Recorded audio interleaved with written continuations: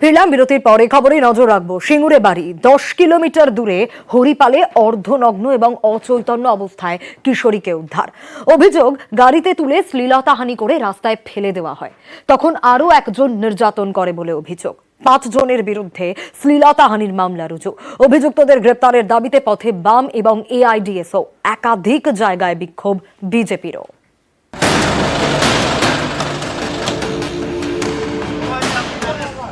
হুগলির হরিপালে ক্লাস 9-এর ছাত্রী, শুক্রবার রাতে তাকে শ্লীলতাহানি করা হয় বলে অভিযোগ।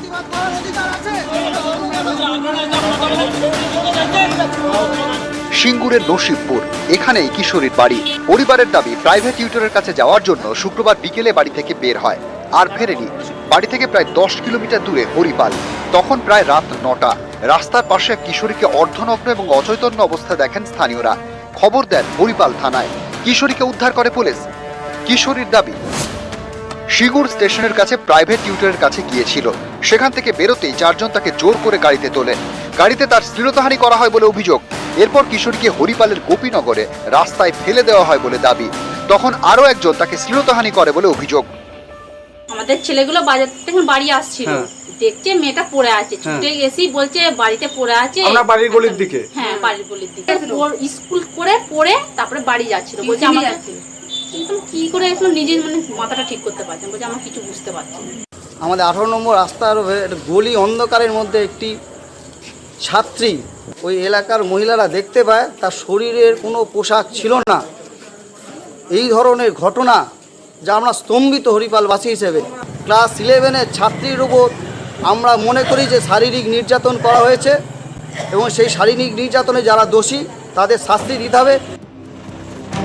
শুক্রবার রাতে হরিপাল গ্রামীণ হাসপাতালে কিশোরীর শারীরিক পরীক্ষা হয়। তার বয়ান রেকর্ড করে পুলিশ। ভিকটিমের স্টেটমেন্ট মহিলা অফিসার যেটা আছে উনি রেকর্ড করেছেন এবং যা যা প্রসিজার আছে ওরকমই এফআইআর অলরেডি হয়ে গেছে। যেটা আমাদের ভিকটিম যে স্টেটমেন্ট দিয়েছে আপনার মেডিকেল, যেখানে মেডিকেল স্টেটমেন্ট বা যা স্টেটমেন্ট ওখানে রেপের কোনো ইয়ে আসছে না।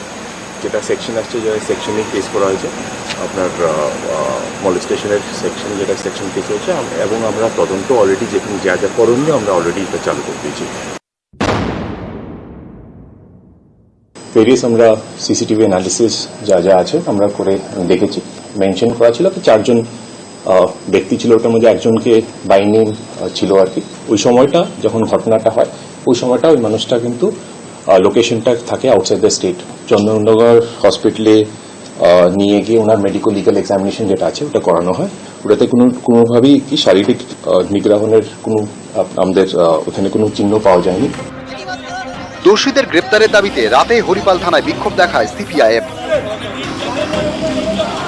শনিবার সকালে ফের বিক্ষোভ।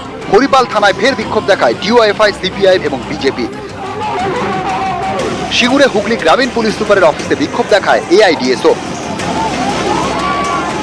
সিঙ্গুরে নসিবপুরেও বিক্ষোভ দেখায় বিজেপি। সিঙ্গুর থেকে রানা কর্মকার, নিউজ 18 বাংলা।